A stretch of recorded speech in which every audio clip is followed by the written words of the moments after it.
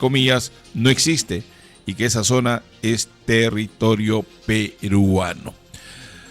Es la nota que publica el diario el diario de la República el día de hoy, pero hay más sobre el tema y estoy con el profesor Nicolás Valdés, quien es estudioso, ¿no?, de la geopolítica, especialmente en esta zona de frontera sur, para evaluar en qué escenario nos movemos el día de hoy, porque el país está atento a lo que pase en el sur de la patria, como es Tacna con Chile. Profesor, buenos días. Buenos días, Omar, y a tu amable audiencia, Radio Líder. Sí, justamente como tú dices, ¿en qué escenario nos movemos?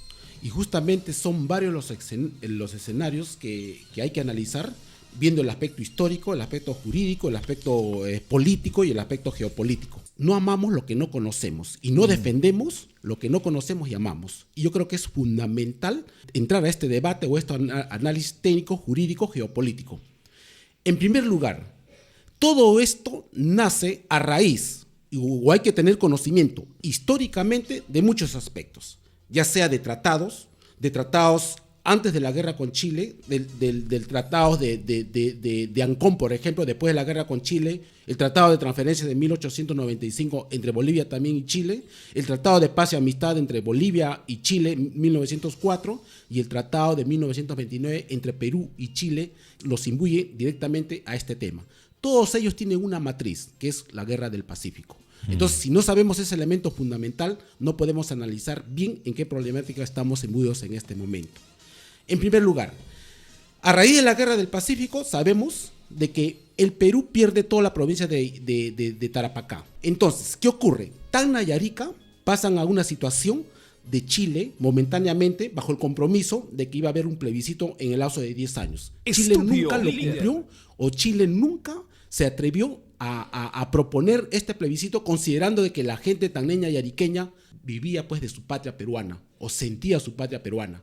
Pasaron los años y en los años 20 Estados Unidos promueve de que ya debe sacarse este problema entre Perú y Chile. Tal es el caso que sucede este tratado de 1929, este encuentro, digamos así, y se especifica cómo iba a quedar estos dos territorios. Y finalmente se determina de que Arica queda para Chile y Tacna queda para el Perú. Y artículo número 2, la línea divisora del límite tenía que ser un punto de la costa llamado Concordia. Y que este punto debería partir del centro del puente del río Yuta a 10 kilómetros y lo más cercano al mar, un punto. Ahora, ¿dónde está ese punto?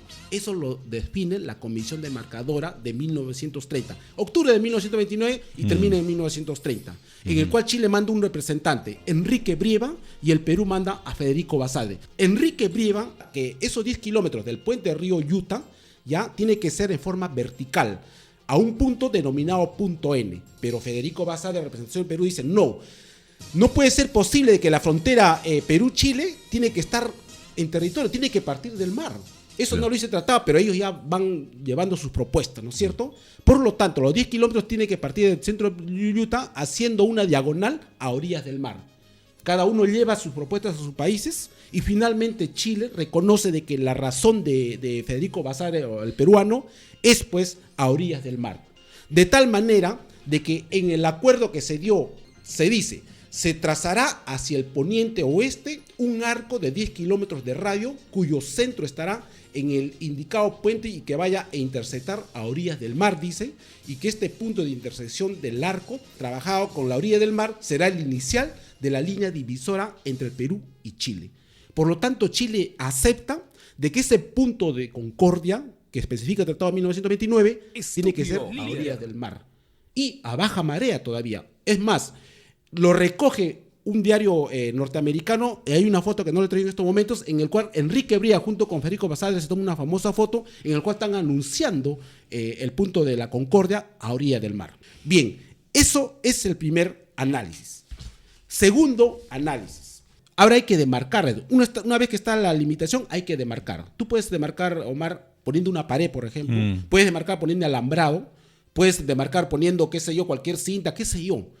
Por ejemplo, Alemania Oriental y Alemania Occidental, cómo estaba demarcado con alambrado y con paredes, con punta, electrificado, Claro. Corea del Sur, Corea del Norte, etc. Una demarcación física, ¿no? Física, Material. Exacto, pero ellos determinaron que iban a ser mediante mojones o llamados mediante hitos. Ahora, ¿cómo coloca el hito número 1? No podemos, y está establecido también en los acuerdos, no podemos poner la orilla del mar en el sentido por la braveza de las aguas, etcétera, lo podría derrumbar. Y lo mueve. Y lo Claro. colocan aproximadamente, prácticamente a 265 metros tierra adentro, ¿no? Ya. Entonces, ese punto Concordia, según la paralela geográfica, es el punto 266, ¿ya? Ahora, ¿qué sucede en lo posterior? Cuando se dio justamente este informe, ¿ya? Desde el punto Utah, prácticamente todo, son más o menos 88 hitos, ya que está definido la frontera. El hito número 1 es la frontera, y Chile considera de que el hito número 1 es el punto de partida. Por lo tanto, su paralela es la frontera. Erróneamente interpreta en estos momentos cuando se va formando el proyecto de la provincia la región Arica-Parinacota. Algo que en el 2007 el Tribunal Constitucional de Chile, que es un tribunal soberano, igual que el peruano obviamente, ya le dice, esto es anticonstitucional, esto no dice el tratado. El mismo Tribunal Constitucional de Chile replica esto de la formación de la región Arica-Parinacota, en el cual establece que el límite norte es pues el hito número 1 y su paralela. Entonces ahora el gobierno peruano, en una situación de crear el distrito de las Yaradas, Los Palos, se establece en el Tratado de 1929 y en el estudio que habían hecho la Comisión Demarcadora, justamente el punto de partida, como te estoy explicando acá, es el punto La Concordia. Para Chile es el hito número 1 y su paralela, y para el Perú el punto La Concordia. Por lo tanto, se forma imaginariamente un triángulo, que luego se va acumulando con la determinación de la Corte Internacional de Justicia de La Haya, que determina que el punto de partida del límite marítimo es pues partiendo una paralela del hito número 1, y ese punto se llama el 265. Nosotros tenemos bien claro, el tratado bien claramente dice punto Concordia, y la Comisión Demarcadora especifica claramente a orillas del mar y en baja marea. Ahora, el exministro de Guerra del Perú, el general Jorge Flores, afirmó que los reclamos del gobierno chileno sobre la soberanía del triángulo terrestre solo es una cortina de humo de parte de dicho gobierno chileno para distraer la atención de su población respecto a los problemas de la gestión del presidente Michelle Bachelet. O sea, ¿aquí hay un fondo político o qué perspectiva de análisis tiene usted? Estos temas, en primer lugar, Omar, son sensibles. Yo tengo la sensación, Omar, de que Chile se ha preocupado mucho por ver el futuro, su desarrollo económico, etcétera, pero no le ha importado mucho el estudio de los tratados, no le importaba mucho el estudio de la historia y todo lo demás. Eso alimenta una diplomacia, y mira cómo está cayendo en ridículo su diplomacia. Mira cómo ha caído en ridículo prácticamente, en el cual nosotros hemos recuperado esto en el tema del límite marítimo, y hemos recuperado 50.000 kilómetros más o menos cuadrados. Mira cómo está siendo goleado frente a la demanda boliviana en Chile por una salida soberana al mar casi de 14-0 prácticamente. O sea, la diplomacia chilena se alimenta en argumentos históricos y tratados que yo veo a lo franco, y cuando le escucho a Piñera a veces me he dado hasta risa, o al señor Tarú, que es el presidente de la Comisión de Relaciones Exteriores del Congreso chileno, realmente no conocen el tema. Y eso es lo que, y es más, cuando en los programas televisivos invitan a los analistas para analizar toda esta temática, amigo Omar, se pierden totalmente y no responden a veces a la pregunta de los periodistas. O sea, hay un desconocimiento total, porque el que más ha estudiado la historia me doy cuenta que es Perú y Chile, porque ellos pues viven en una situación de haber sido derrotados en la Guerra del Pacífico y siempre viven con ese sentimiento patriótico, digamos, y por eso es el análisis más profundo. Sebastián Piñera, por ejemplo, cuando se dio el veredicto en la Corte Internacional de Justicia de La Haya, él es el que otra vez remueve esto del triángulo, ¿te acuerdas, Omar? Cuando él dijo, no, no estamos de acuerdo con el veredicto de La Haya, pero al menos La Haya ha reconocido que el límite terrestre nace del hito número 1 en proyección en paralela al punto 265. Entonces comienza a confundir y otra vez renace esto del tema del triángulo terrestre, etcétera, a pesar de que el Tribunal Constitucional ya lo había sancionado y lo había considerado inconstitucional allá en Chile, ¿no? ¿Cómo evalúes esta versión del canciller de Chile, Heraldo Muñoz, quien señala que Una de las notas diplomáticas es para que se cumpla, dice, con dichos acuerdos de confianza mutua y para evitar actos imprudentes que no son congruentes. El hito 1 está ubicado, según el canciller, cerca del denominado triángulo terrestre, entre comillas, de unas 4 hectáreas que forma parte del nuevo distrito tacneño La Yará Los Palos y que Chile reclama como parte de su territorio. Claro, eso es lo que te estoy explicando en el sentido... Pero ellos, ¿en base a qué reclaman?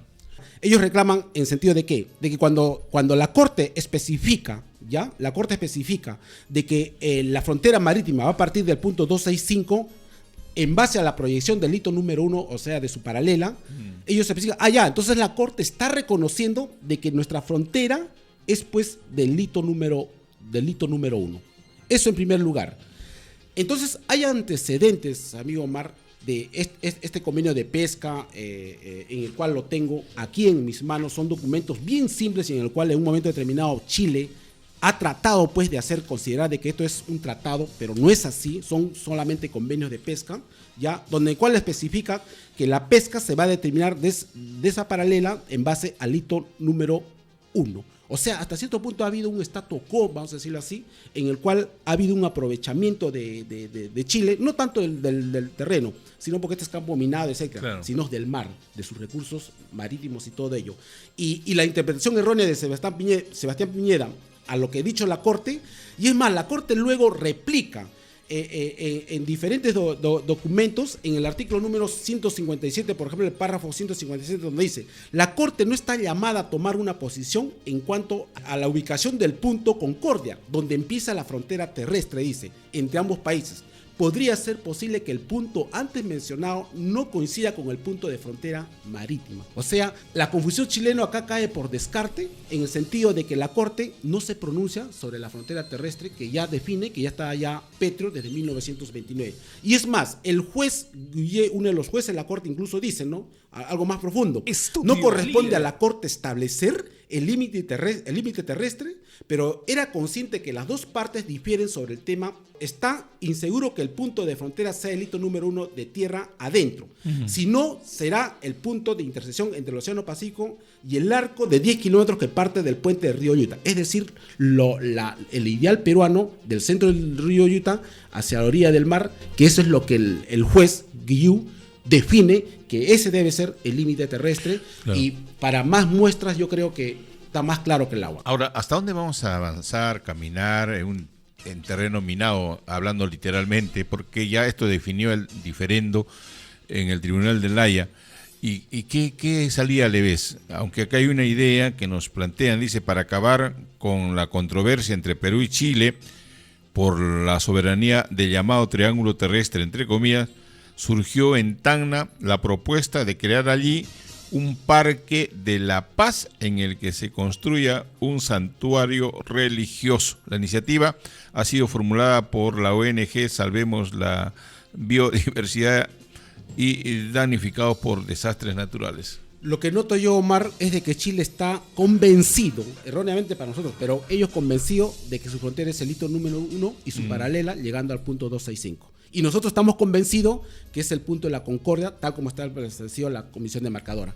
Por lo tanto, hay una situación de no entendimiento, por lo tanto hay una situación de entrampamiento. Pero el artículo número 12 del Tratado de 1929 especifica, ante una controversia de este tratado, lo puede resolver el presidente de Estados Unidos. Entonces, una posibilidad viable es que Obama en estos momentos vea el caso y lo resuelva en beneficio de estos dos países. Eso en primer lugar.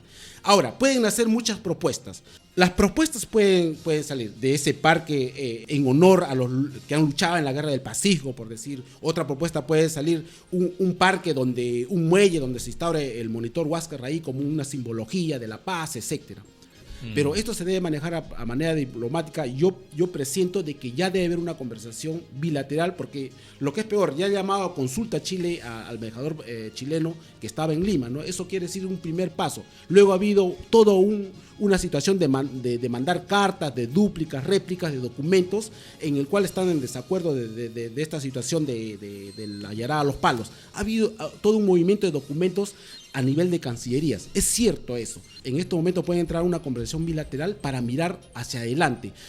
Y un problema número uno en estos momentos es cómo violentan otros países, por ejemplo, nuestra soberanía, nuestros mares, por decir. Todo lo que significa nuestros recursos. Hay embarcaciones chinas, noruegas, etcétera, etcétera. En aguas internacionales. No, en nuestros mares. En nuestros mares soberanas de 200 millas. Y depredando el mar, sobre todo. Depredando nuestro mar. Entonces, ahí están violentando nuestra soberanía. Y ahí no hacemos nada. Y no hacemos nada. Entonces, los dos países tranquilamente pueden entrar a conversaciones bilaterales para juntos, como ha sido de antaño, junto con Ecuador, Chile y Perú, fueron pues los impulsores prácticamente para que luego se determinara la Convención del Mar, por ejemplo, ya que es una atribución, el estudio de los mares, y que favorece notablemente ahorita a Chile y Ecuador. Pero juntos podrían luchar para repeler todas estas invasiones que todos los días, por ejemplo, tenemos y saquean nuestra riqueza varias. Entonces, puede haber muchas conversaciones bilaterales que favorezcan a estos dos países. Es el momento, yo creo, histórico que tienen estos dos países para de una vez zanjar ya toda la problemática. Ojo, que Chile en la Guerra del Pacífico nos ha quitado más de 70.000 kilómetros cuadrados de territorio.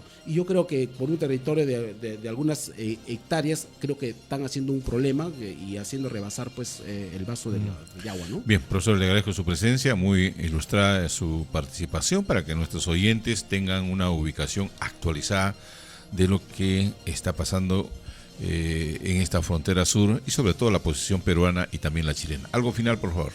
No, solamente agradecerte, Omar. Este tema es amplio, como te decía, abarca muchos aspectos y yo creo que debemos mantenernos firmes, pero con cautela. No caer esos sentimientos patrioteros, en la cual salta más el problema.